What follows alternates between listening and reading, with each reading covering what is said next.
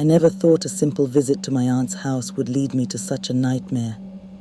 I'll never forget that night when I saw something I can't explain. It all started with a warning from my mother. My aunt, the one everyone said was odd, lived far away in a small village. When my mother told me to visit her, she mentioned my cousin Sarah, who was now 40 and still single. She lived with her stepmother, a woman who had a reputation for being harsh and strange. I arrived at my aunt's house on a rainy afternoon. The place was old and creaky, filled with the scent of mildew and something else I couldn't place. Sarah welcomed me with a smile that seemed forced. Her stepmother, Mrs. Nwosu, was nowhere to be seen. That night, Sarah made dinner for us. She was quiet, her eyes darting around, as if she expected someone to appear at any moment. After the meal, Sarah suggested we play a game to pass the time.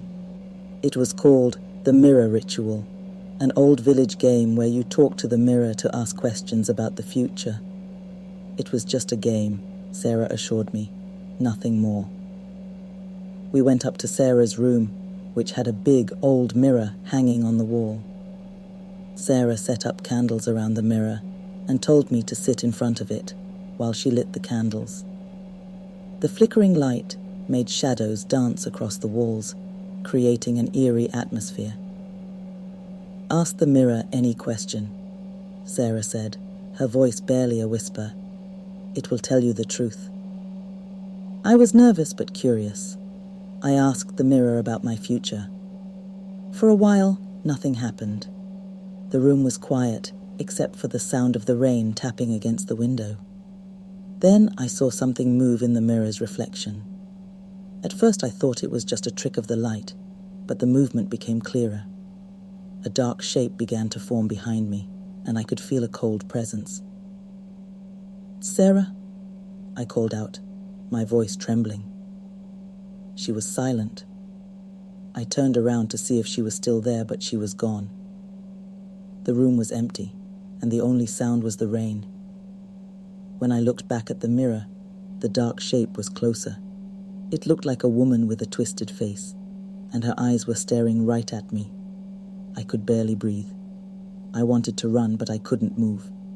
The face in the mirror grinned, showing sharp yellow teeth. Suddenly, the face moved as if trying to reach out through the glass. My heart pounded in my chest, and I wanted to scream, but no sound came out. Just then, Sarah reappeared and blew out the candles. The room went dark. The strange presence was gone, and I could finally move. I turned to Sarah, who looked pale and shaken. "Did you see it?" I asked, my voice shaky. Sarah nodded slowly. "I didn't think it would happen tonight. It's not just a game. The mirror.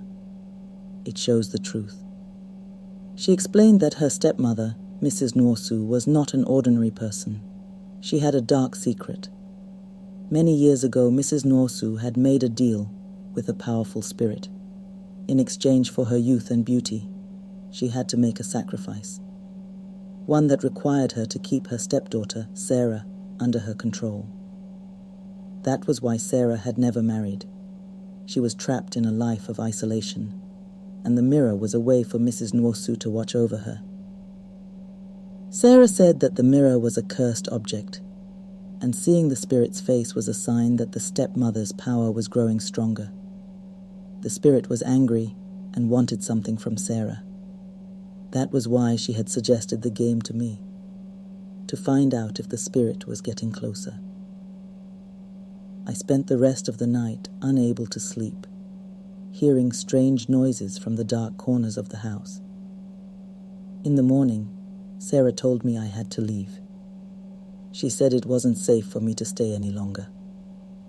I packed my things quickly, feeling a mix of fear and relief.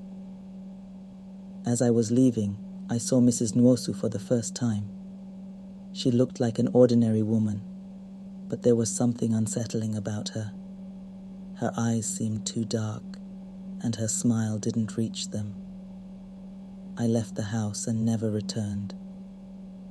I don't know what happened to Sarah after that, but I often wonder if she is still trapped in that cursed house. Sometimes, when it's quiet and I'm alone, I think about the mirror and the face that looked back at me. I hope I never have to see that dark shape again.